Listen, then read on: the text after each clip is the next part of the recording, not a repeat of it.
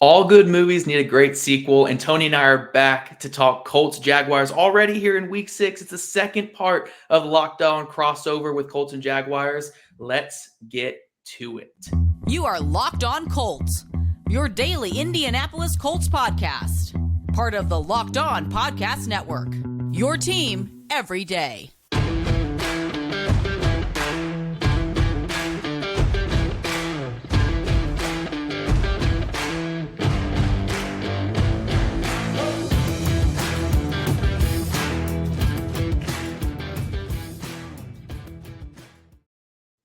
Colts fans, Jaguars fans, thank you for tuning in and making us your first listen of the day. This is your daily podcast covering your Indianapolis Colts and Jacksonville Jaguars, part of the Locked On Podcast Network, your team every day. Today's episode of Locked On Colts and Jaguars is presented by Prize Picks. Prize Picks is your daily fantasy football app. Pick 2 to 5 players. And if they score more or less than their Prize Picks projection, you can win 10 times your money on your entry. First-time users can receive a 100% instant deposit match up to $100 with promo code Locked On. That's PrizePicks.com, promo code Locked On. This is Zach Hicks and Tony Wiggins of Locked On Jaguars. Welcome back. Hopefully, this is a better time for my side. This time, Tony, because last time was brutal, man. It was brutal. Yeah, it was pretty bad, man. And by the way, we thank y'all for making us your first listen as well. Good fortune down in Jacksonville. It seems like that's a given. That always happens when the Colts come to Jacksonville, no matter who the quarterback is. I expect a better game, a closer game this time. Colts don't have as many injuries at wide receiver. It's a home game, and I think they got a little bitter taste in their mouth, and they want to get rid of it.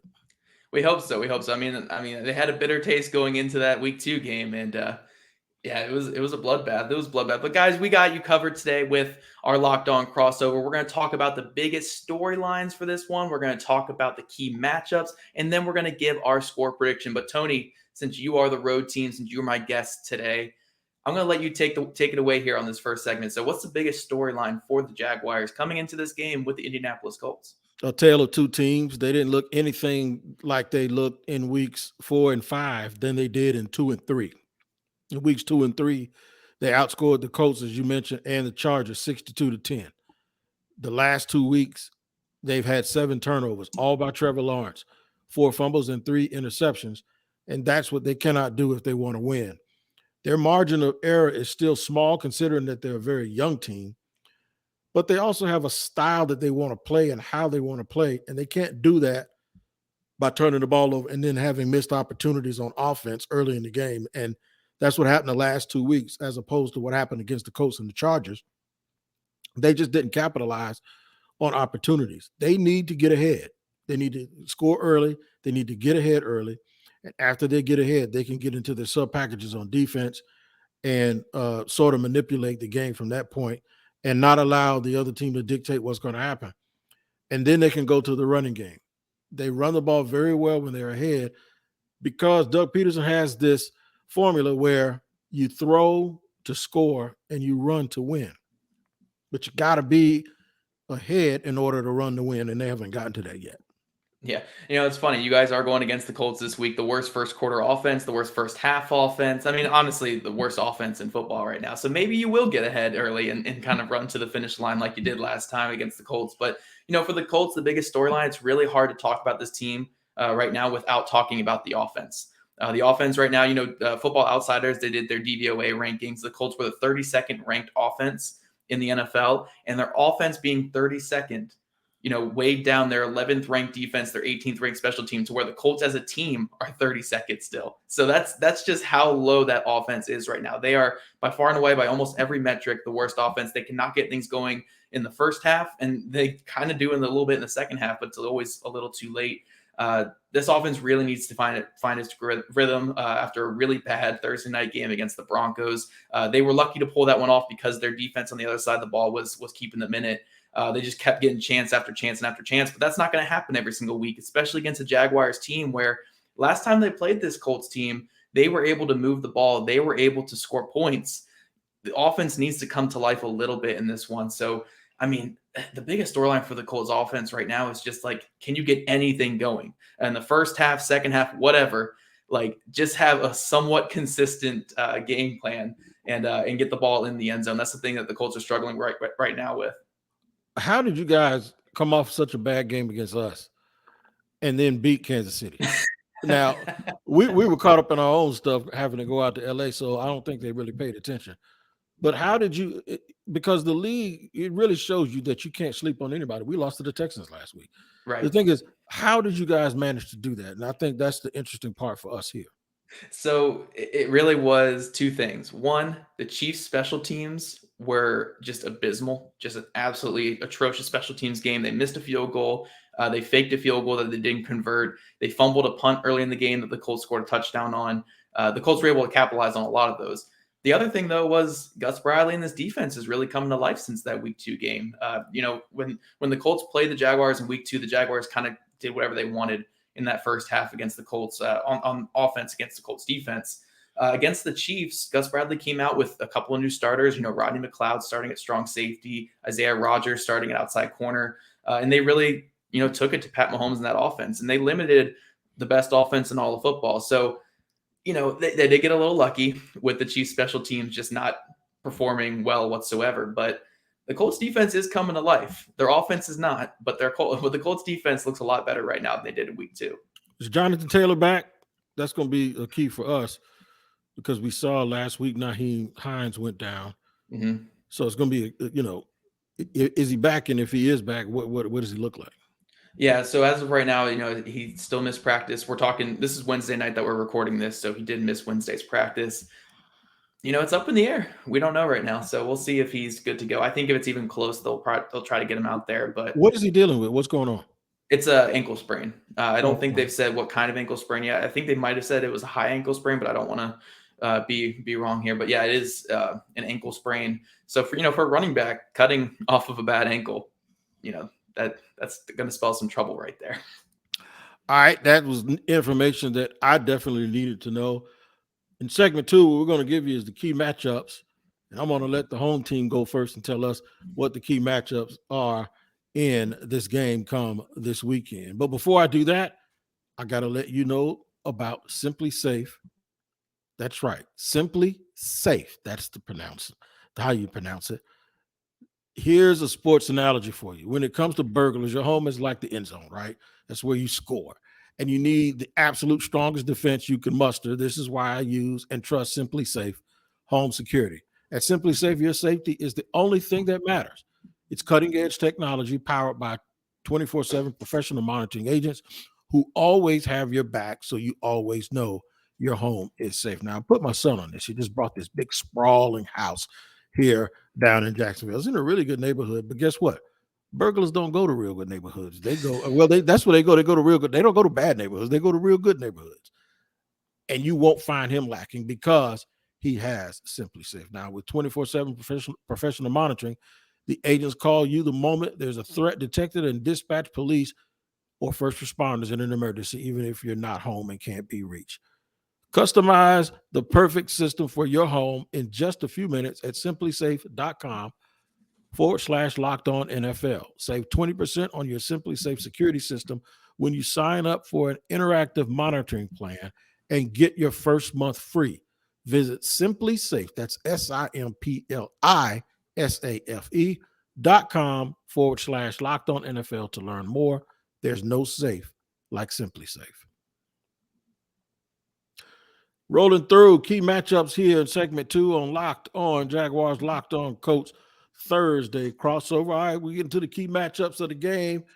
Give me your offensive and defensive key matchups for the Colts, and I'll do the same for the Jags, Zach. Well, for the Colts offense, again, the only thing I can really talk about is this offensive line.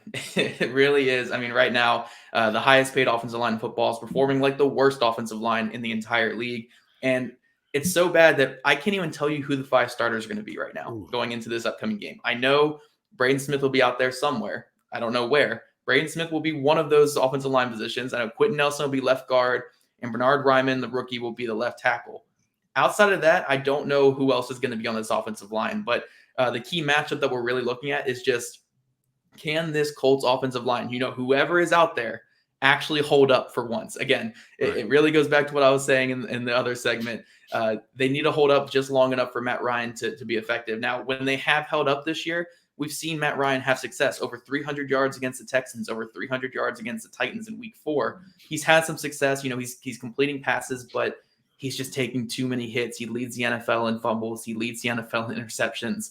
This offensive line is letting him down. And as a result, we're seeing this Colts offense really sputter. So whoever is out there for the Colts offensive line, the biggest matchup is how they'll handle this Jacksonville front that is very multiple. It's very, they throw a lot of stunts and twists at you. They come at you in a lot of different ways. And that's what this Colts offensive line has struggled with in recent weeks. So that's the biggest matchup on that side. On the other side, it's how the Colts can limit the quick game of the Jacksonville Jaguars. We saw the first time these two teams played, Trevor Lawrence was just throwing the ball like he was in a passing clinic. It was the easiest day for him. He was completing every check down, every play action, every screen for big gains. The biggest thing for this Colts defense that is playing a lot better going into this matchup than they were in week 2 is just limiting that quick game, getting Trevor Lawrence just off balance, off key, and getting some pressure. They weren't able to get any pressure in week 2 because of that quick game. If they can get Trevor Lawrence to maybe hold it just a second longer, they can hopefully get that pressure home. But those are my two biggest keys right there, getting pressure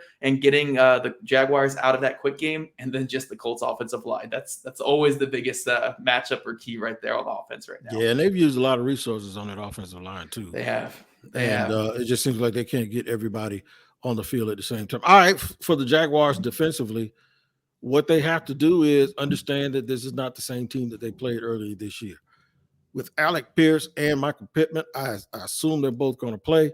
What you're going to get is you're going to get two big receivers. They have a lot of size, and it's a lot different from what you saw early in the year. And that will allow Paris Campbell, I guess, to be where he's supposed to be, and that's in the slot. So the Jaguars have to really watch out for those big guys on the 50-50 balls. They haven't had a lot of success stopping guys from catching those passes this year. And I think Matt Ryan's going to take his chances, because one thing Matt Ryan's not going to do that a lot of quarterbacks, Davis Mills didn't do much of it last week. Matt Ryan's not going to scramble. He's a little old. He's old enough that when the first 5 steps he takes, he stands in the same spot like one of those guys on cartoons, you know what I'm saying, before they take off. So the thing with Matt is they got to be able to knock him off his square. And they got to know that he knows that that's coming. So what he's going to try to do is do a little bit of what Davis Mills did last week. And Davis Mills didn't rip the Jaguars apart. I think he had like 135 yards. But in certain situations, he was able to get the ball out quick and convert some third downs. I think Matty's going to try to get the ball out of his hand real quick and use that catch radius for those receivers. So the Jaguar corners have to really have discipline, and they have to really understand that ball's going to come out quick, and they need to be ready and to make sure that they don't get caught sleeping and get caught with a double move too. On the other side of the ball, Trevor has to be patient. You talked about the checkdowns and the quick passes. He has to take all of that. He has to get all of that and not be greedy, but then again, recognize when there's time for him to go for a bigger play and then do that too and test that secondary a little bit. The main thing is I don't say don't fumble. I just say protect the ball. I think when you say don't fumble, you put negativity into the equation. But I will say you have to protect the football. You cannot, in this league, turn the ball over from that position multiple times and think that the outcome is going to be good. Now, that being said, 7 turnovers in 2 weeks, all from him, and they were within 1 score with the ball late in the game with a chance to tie. So all hasn't gone poorly. It's just that him being the quarterback, and you guys know this better than anybody, him being the quarterback, you have an expectation that he's not going to be the one that cost you games. So you don't always have to play well. You just can't play poorly at the most important position. And he's done that the last 2 weeks. If they do that, I think the Jaguars will have a pretty good sneaky chance to possibly come up with a victory. I guess I'll have to let you know exactly if I think they're going to win. As in segment 3, we're going to make our predictions. But speaking of predictions, the NFL Key Predictions is something that we do here on Fridays on the Locked On Podcast Network. Make sure you check out the NFL Key Predictions every Friday on Locked On NFL. Locked On's local experts give you the inside scoop on the 5 biggest games of the NFL weekend, including Sunday and Monday Night Football, plus betting advice from the field's leading experts, betonline.net. Follow NFL key predictions every Friday on Locked On NFL, available on the Odyssey app and wherever you get your podcasts, and YouTube as well. Yep, and if you guys are listening to this here on Thursday morning, that means we got Thursday Night Football coming up. So tonight, with Prize Picks, I'm taking Carson Wentz, Commander Carson, to throw for more than 218.5 passing yards. And I also kind of like Justin Fields to have over 8 rushing attempts. I kind of like that one. Now, if you guys listen to my Prize Picks on Monday, I did an okay job. So, I'm not saying take me as an expert here, but go to Prize Picks and make your bets now. I personally prefer Prize Picks because I hate the competition when it comes to gambling. I just like it to be my picks versus, what's going to happen. I just hate that competition. So how does Prize Picks work? Well, you pick 2 to 5 players and you just pick if they will score more or less than their Prize Picks projection. You can win up to 10 times your money on any entry. There's no competing against other people whatsoever. It's just you versus the projections available. Prize Picks offers projections on any sport that you watch. This includes NFL, NBA, MLB, NHL, PGA, college football, men's college basketball, women's college basketball. I mean, I could just go on and on and on. There's even disc golf on there, guys. You guys could go to disc golf and get some Prize Picks projections. Entries can be made in 60 seconds or less. It's that easy. Safe and fast withdrawals currently operational in over 30 states and in Canada. Download the Prize Picks app or go to prizepicks.com to sign up and play daily fantasy sports. First-time users can receive 100% instant deposit match up to $100 with promo code LOCKEDON. If you deposit $100, Prize Picks will give you $100. If you deposit $50, Prize Picks will give you $50. Don't forget to enter promo code LOCKEDON at sign up for instant deposit match up to $100. All right, Tony, let's do our score predictions here to close out this show. And last time you were a little bit closer with your score prediction than I was with mine. So I'll let you kick it off again. Let's see if you can go 2 for 2 with your score predictions on this. I have missed 3 times. I have not picked the Jaguars to lose a game this season. And that's not because I've just been optimistic. It's because I kind of really thought that was the way it was going to go. So I was doing real well there for a second, but I've fallen off the last couple of weeks. I'm going 20-17 Jacksonville. I think they'll win this game. I think they'll do just enough to win it. I think they'll get out and get ahead at least at some point during the third quarter. They take the lead, and the Colts never really get the lead back. I think it'll be close. I think the Colts might have the ball late in the game with a chance to tie, and Matt Ryan's probably going to get strip sacked. So I'll go 20-17 Jacksonville. I don't even think that's horribly off at all. I'm actually in kind of agreement with you. That's probably the way it's going to go. But it's funny, Tony. I feel bad that I finally figured out the way to do these predictions because all the previous 5 weeks when I've made predictions, I have been wrong on every single one. Every single one I've been wrong. So I finally figured out that I just need to pick the other team to win each week, and then the Colts will go undefeated the rest of the year. So I'm going Jaguars 27, Colts 16. I think all of you guys listening, even if you think that's a very pessimistic way for me to approach this game and look at this, I can't have any faith in this Colts team right now with the way this offense is playing. And again, this offensive line. We saw what happened on Thursday where that vaunted Broncos defense was just getting after. I mean, Baron Browning in his first career start off the edge had a 50% pressure percentage against the Colts right tackle. This offensive line is just a bunch of traffic cones right now. And I think this Jaguars front is going to get after it. So until the Colts offense proves that they can score more than 20 points, I'm not going to give them more than 20. But again, I've been wrong on every prediction this year, so I'm sure you guys will love that I picked the Jaguars. 27-16 Jaguars, and the Colts fall to an even bigger hole in the division race. All right, so quick recap of what we discussed here today outside of those score predictions. The biggest storylines is who's going to play on the offensive line for the Colts, and do the Jacksonville Jaguars actually have it in them to get beyond what the struggles that they've had the last couple of weeks and protect the football and then play their game and get out front and try to make this game look exactly like the game in week 2 was. It never works out that way, but it's a matter of which team shows up to play. On our key matchups, I'm looking forward to those Jaguars corners being able to guard these tall receivers that they have not seen yet because they did not play in game 1. Of course, you're talking about the offensive line protecting Matt Ryan again, and that means that the Jaguars pass rush has to be on point. So I think we're set up for a really good matchup here on Sunday. And I will tell you this. I think the game's going to be a lot more competitive than the game in week 2. We can only hope, Tony. We can only hope. I mean, I just want to. If the Colts can just score some points this time, I feel like I can feel a little bit better after this one. But no, I mean, I think for an early season tilt like this one, it's as must win as it gets. I mean, for the Colts, you're trying to avoid 0-3-1 in the division to start the year. For the Jaguars, you're trying to bounce back after feeling on top of the world those first couple weeks. Now being 0-2 the last 2 games, especially last week against the Texans in a very winnable game.